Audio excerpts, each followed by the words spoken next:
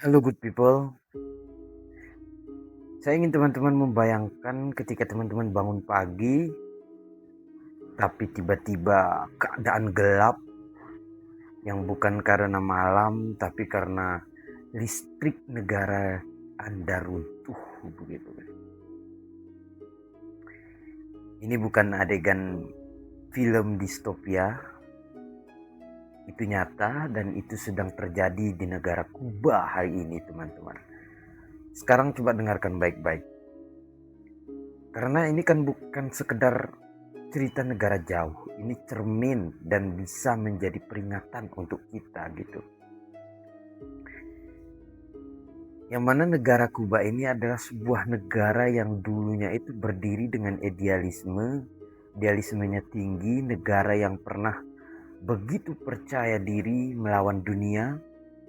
Tapi hari ini napasnya mulai tersengal, lampu padam, perut lapar, dan harapan perlahan itu memudar di negara Kuba, teman-teman.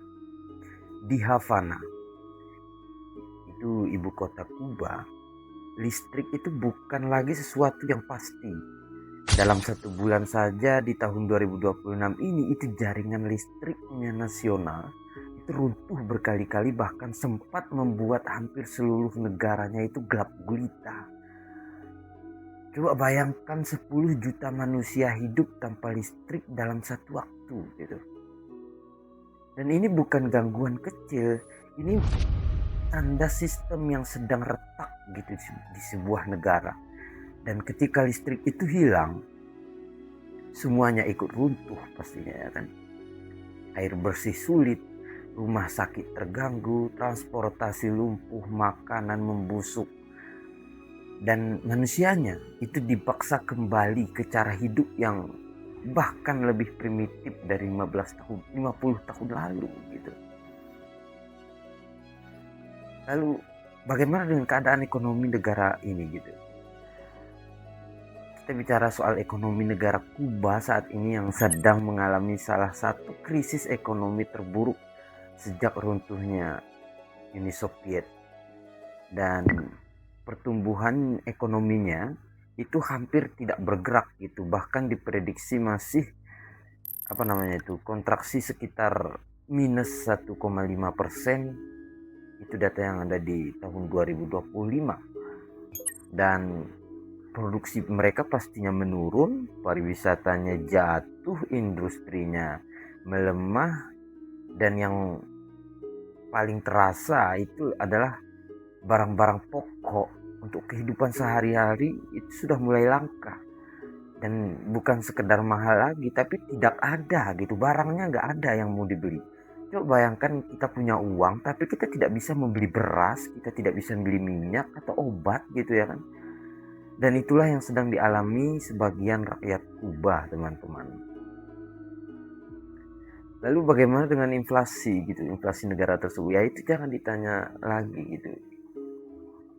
Tapi kalau dilihat secara angka gitu ya, mungkin itu terlihat tidak terlalu cukup gila gitu inflasinya, itu sekitar 12% kalau nggak salah. Ya, 12% di awal 2026.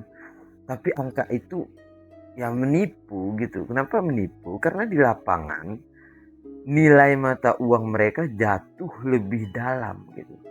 Jauh gitu. Harga-harga melonjak tidak terkendali dalam beberapa tahun terakhir, bahkan pernah mencapai lebih dari 70% di masa puncak krisisnya. Dan ini disampaikan di Trading Economics, datanya real gitu ya teman-teman. Dan ketika inflasi bertemu dengan sebuah kelangkaan barang, ya itu bukan lagi sekedar krisis ekonomi, tapi itu menjadi krisis kehidupan di negara tersebut.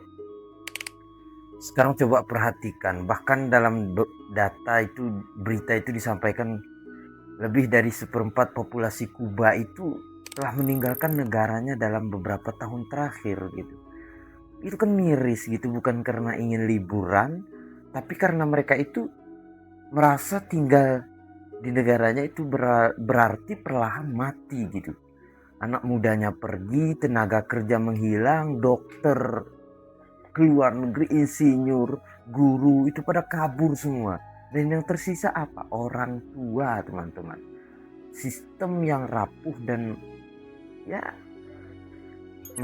bisa dibilang masa depan yang kosong gitu. Dan ini yang paling mengerikan.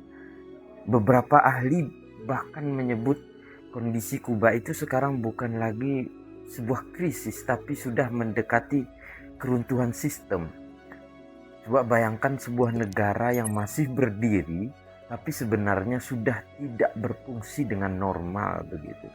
Seperti tubuh yang masih hidup, tapi organ-organnya mulai gagal satu persatu gitu, cacat gitu ya kan teman-teman.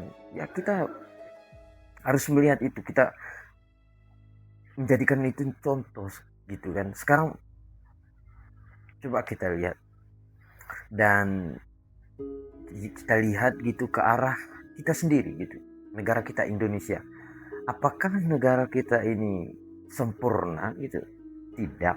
Ya, harga naik, ya terkadang naik begitu ya kan. Keluhan ekonomi itu juga banyak. Masalah jelas ada gitu. Tapi kita masih punya satu hal yang sering tidak kita sadari, yaitu negara kita ini masih stabil gitu teman-teman. Stabilitasnya tuh masih terjaga. Listrik masih menyala hampir 24 jam. Supermarket masih penuh. Transportasi masih berjalan. Internet masih hidup. Dan bahkan yang paling penting itu sistem kita itu masih bekerja gitu. Jadi coba kita lihat inflasi Indonesia itu misalnya. Itu relatif terkendali gitu. Ya di kisaran 2-4% dalam beberapa tahun terakhir. Ini menurut data Bank Indonesia dan BPS gitu ya. Dan artinya apa gitu? Artinya harga naik, bahan pokok naik, tapi masih dalam batas yang bisa diprediksi. Tidak seperti negara Kuba saat ini, di mana harga bisa berubah liar gitu, sementara barangnya sendiri bahkan itu tidak tersedia di negara tersebut gitu. Di Indonesia, kalau kita lapar, kita masih bisa beli makan gitu ya, kita pesan bahkan online, Shopee Food, GoFood segala macam gitu. Tapi di negara Kuba saat ini teman-teman, terkadang mereka harus antri lama gitu, dan belum tentu dapat juga ketika antri gitu ya kan. Ya di Indonesia di negara kita ini listrik padam mungkin beberapa jam, tapi kembali lagi gitu, kembali lagi normal gitu. Tapi di negara Kuba itu bisa berhari-hari, bahkan sampai 16 jam sehari dalam kondisi tertentu. Dan itu bukan kejadian langka, itu sudah menjadi rutinitas gitu ya. Come on. Sekarang kita ingin berpikir lebih dalam gitu, lebih apa namanya, seperti krisis seperti Kuba itu tidak terjadi dalam semalam. Nggak mungkin gitu ya kan. Ini bukan karena satu kesalahan gitu, tapi itu sudah menjadi akumulasi teman-teman. Dibiarkan terlalu lama begitu. Sanksi ekonomi, ketergantungan impor, manajemen negara yang lemah, produksi dalam negeri yang runtuh, dan sistem yang tidak adaptif terhadap perubahan dunia begitu. Itu kan semua itu pelan-pelan itu menggerogoti gitu, seperti rayap. Tidak terlihat di awal tapi tiba-tiba bangunan runtuh begitu. Itu kan mengerikan teman-teman, dan disinilah manipulasi terbesar terjadi gitu ya kan. Banyak orang berpikir itu Kuba jauh, tidak ada hubungannya dengan Indonesia, tidak ada hubungannya dengan kita. Padahal teman-teman, sejarah itu selalu berulang. Negara manapun, daerah manapun itu, jika salah mengelola ekonomi, terlalu bergantung kepada pihak luar dan gagal menjaga stabilitas, itu bisa jauh ke lubang yang atau jatuh ke lubang yang sama gitu. Tidak peduli ideologinya apa.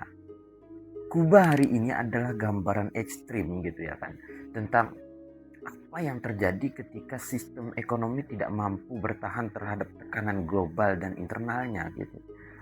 Dan negara kita, Indonesia, itu masih berdiri, masih berjalan, masih punya peluang. Tapi kita harus ingat juga, sebuah negara itu kan tidak runtuh karena satu hari yang buruk gitu. Tetapi negara itu akan runtuh karena ribuan hari yang diabaikan gitu, terlalu lalai gitu ya kan, terlalu bertele-tele, makanya terjadilah seperti dialami oleh Kuba ini gitu. Jadi ketika kita masih bisa menyalakan lampu malam ini, ketika kita masih bisa makan tanpa antri berjam-jam, ketika kita hidup masih terasa normal, itu bukan hal kecil, itu kemewahan yang sering tidak kita sadari. Karena beberapa negara, beberapa daerah tempat itu masih tidak bisa menikmati hal tersebut gitu. Dan mungkin justru dari hal yang terjadi di Kuba ini, kita belajar satu hal yang paling penting, yaitu sebuah kestabilan itu mahal, dan ketika itu hilang, semuanya akan ikut menghilang begitu. Oke, mungkin itu saja untuk video kali ini. Saya Amri Pitra, thank you very much. Sampai jumpa di video selanjutnya.